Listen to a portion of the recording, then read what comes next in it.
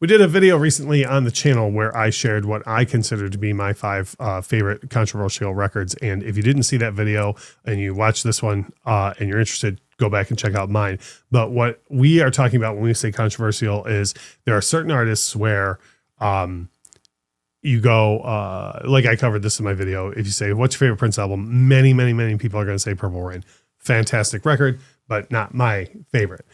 So a lot of times when this comes up, it quickly becomes a animated discussion with folks, so that's why I say it's controversial. So literally while we were filming that video, Lauren was like, you know what, I think I'm going to do this too. So that's why we're here now with hers. Now you have some on here that I think a lot of people are going to agree with, but the general public for most of these would be like, I haven't even heard that album. You know what I mean? I think so. Which is a crime. It absolutely. I'm just start with the one that I think I speak about the most. Lady Gaga, Art Pop. Like that is hands down my favorite Lady Gaga album. And I think the reason why it doesn't get the credit, I guess, that I feel like it deserves is because people just weren't ready for Art Pop when Art Pop happened. I'll after you're done, I'll come back to my other point, but I also think it was mismarketed as well. But that's also fair. I mean, the lead single for Art Pop was Applause, which is like not even close to the best song on Art Pop, right? And it's also not indicative of what the rest of the album is. So yes, like Lady Gaga on Art Pop was mixing all of the stuff that like she was, into at the time, like a high concept art and pop music, and then she was using like EDM stuff, which like it was never my thing, but it totally makes sense with the way that she's using it here. And it's just like, I don't know. People were not ready for Art Pop, and I don't think people would be today either. That happens a lot with people not being ready for things, but I also, and this is the point I was going to make, it does not help when people mismarket it, and for every person like you who fully gets what she's doing, like I don't believe Lady Gaga does shock for shock's sake. I think everything has a reason. There's a point for everything. But my recollection was that it was promoted as like, oh, here, see what she's doing now. Oh boy, here's that Lady Gaga being shot. And it's like, how do you have someone as talented as her who, like you said, mixes all these genres and all these things, and then you just go with the lowest common denominator to market it? Like at the time, a lot of people who are casual music fans would have been like, okay, that's enough. You know what I mean? Like stop trying to shock us just to shock us. And if you're her, you had to have been like, that's not what I'm doing it for. It's not what she's trying to do at all. Yeah. No. So yeah, I just love Art Pop so much. Now the next one that you have on your list is one, again, I would think that most people would say Goodbye Yellow Brick Road. Most people would say Goodbye Yellow Brick Road. If nothing else, it's the album that everyone knows the name of, but you've got a different pick from Elton John. Captain Fantastic and the Brown Dirt Cowboy, and I'm going to tell you why. Okay. Yeah, that's the whole point of this. I know that's the whole point of this video. But yeah, like I'm not knocking Goodbye Yellow Brick Road, right? But like I said it before and I'll say it again, it doesn't have to be a double album, right? Because it's just so bloated. This is the concept album that Goodbye Yellow Brick Road wishes it were. Okay. No, is this right after or before? After. Okay. After that, yeah. There's a couple in between, but yes, it's after. And this is a kind of that autobiographical thing with Bernie and Elton kind of recounting the story of their early career, right? But it's so tight. Like there are no skips on this album. This whole thing makes sense from beginning to end, and also every single song on it stands on its own too. Like you don't have to listen to the entire thing to appreciate Someone Saved My Life Tonight or anything like that, right? Like I just think this album is so incredibly just it's well sequenced, it's well put together, it's well thought out, and it's just I think it's his most tight and like complete album ever. That's a high praise. So my thing what hit home with me when you were saying you could listen to things one off. Because I'm such a big Pink Floyd fan. I think there's things like Dark Side of the Moon that you could listen to any song on Dark Side of the Moon and be fine. But then there's stuff like The Wall where there are songs that will stand on their own. But there's a lot of songs, if I played for people off the wall, they'd be like, what is happening? And I'd be like, well, you got to hear the songs on either side of it. And it's kind of the story. And also that, like, so I like that this leans more toward the Dark Side of the Moon type thing. Absolutely. Now, the next band, I'm not sure who would say what everyone would say their favorite album is, but I do know that almost no one would say the one you're going to pick. That's true. If I had to guess, people would probably say Out of the Blue, which is the album before this. That's totally right. But I'm sorry, my favorite Electric Light Orchestra album is Discovery. Why? No, you're not sorry. I'm not, I mean, fine. You're sorry to people who that's not their favorite. Right. Correct. Like, here's the thing with Discovery. It has some incredible like disco inspired tracks on it, they're just super fun, but they're so incredibly ELO at the same time.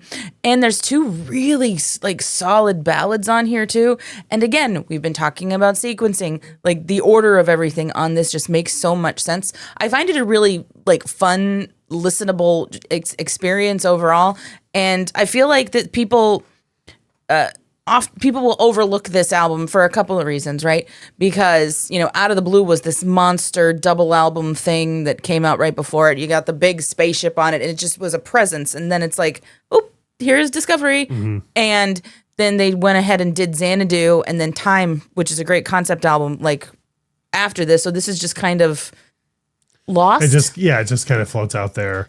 I would argue, and again, I don't mean to keep bringing up Pink Floyd, but this happens a lot with like many people know Wish You Were Here and many people know The Wall, and far lesser people even are aware that Animals is a record. Like it just is kind of like out there, but the people that know it love it. Yeah, it's probably that's exactly it. I mean,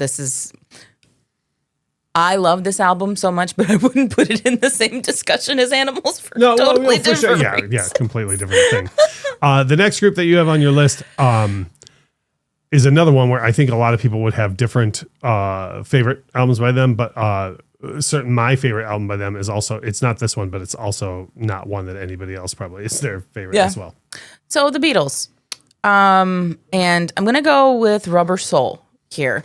And because I know that there was so much like different stateside versus the rest of the world, I'm talking about the UK version of Rubber Soul. This was the last album that got torn up like that. Yeah.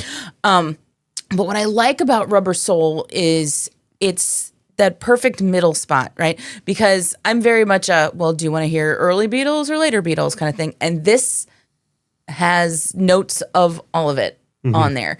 I think it's like the perfect transition from, like the Please Please Me's and Love Me Do and Hard Day's Night and all that to, where they would end up, on Abbey Road and stuff like that. It's fun that you mentioned that because I know a good amount about the Beatles, but I'm not anywhere near an expert on the Beatles. And when I really started to dig into this record, I had to double check like 3 times where it was in their catalog because of that. In a good way. I kept being like, well, this sounds like older like their earlier work. And then, no, that this sounds like their late, like where, and then when I figured it out, I was like, that makes so much sense. Like, makes total sense. You get people, right? Like, obviously, people love Sgt. Pepper, and then you've got a lot of people that like Revolver or Abbey Road. I'm a huge White Album guy, and I think less people love the White Album than Rubber Soul. So I'm with you on this. Like, but you don't get any of those without Rubber Soul doing exactly what it did, right? And so like more. I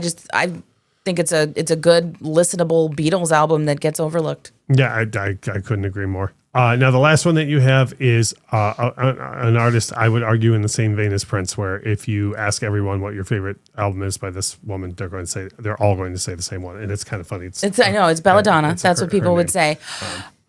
I know. She's as soon as she knew the Stevie Nicks discussion was coming. Talk about Stevie. Yeah. But yeah, yours is a different record. Rock a Little, her third album from 1985. And I'm going to say something that I was like, oh no, is this going to be controversial? But I also don't really care. The thing with Rock a Little is that every single track on this could literally only be on Rock a Little. And what I'm getting at is albums that Stevie did before this and after this. I love Stevie Nicks, but it's all kind of like, oh, there's another Stevie Nicks song. There's another Stevie Nicks song. There's another Stevie Nicks song. I can hear that. This is the most unique thing in her entire. Belladonna didn't want to hear that. The most unique thing in her entire catalog. Mm-hmm. Like there's like you put on a song from Rock a Little, you absolutely know it's from Rock a Little. I don't think that there's a problem with albums that sound of the time. You know, like this record sounds the way it does because when it was made. Absolutely. You know? It's I don't think it's chasing trends. It's not like, I mean, there are bands who, like, I've told you this before. Pretty much everybody but Poison after Nevermind came out put out like their oh look, we're alternative now. You know, so I don't think it's that, but I also don't mind a record that sounds of its time, and this absolutely could.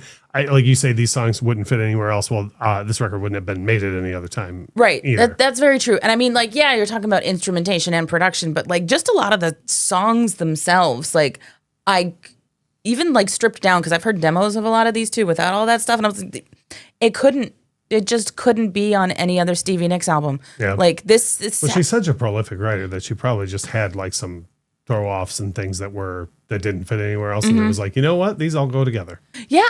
Who the heck knows? I mean, her friend Prince did the same thing. Prince had a couple of different albums where he literally was like, I love these songs, but they don't go anywhere else. So I'm going to put them together here, you know, and it wouldn't surprise me if she took a page out of his book and did that too. Who knows? I mean, I'm not even close to a Stevie Nicks expert. You know more than me. And I'm just pontificating. I don't know. Yeah. Who knows? I will leave you with this though. Just if you don't have to, if you don't want to listen to the entire Rock a Little album, check out the song Imperial Hotel, because I feel like we would have a whole different view of Rock a Little if that were a single. Okay, cool. Yeah, I'll need to check out as well. I know we have the album, so I'll take a listen. But if you would please drop a comment. Like this is the type of thing we're not saying everyone's favorite albums are bad or you know anything like that. But what we're saying is like, we love those albums too, but our favorites are these for different reasons. So leave a comment. Let us know what you think of Lauren's picks. And more importantly to me, let me know what your picks are. Like, what's that one band or several bands that everyone loves this other album, but your favorite is the one that no one ever talks about. If you would please drop that comment, that helps us out. Liking the video helps us out. Sharing the video on social media helps us out as well. That is Lauren. My name is Russ. Thank you so much for watching.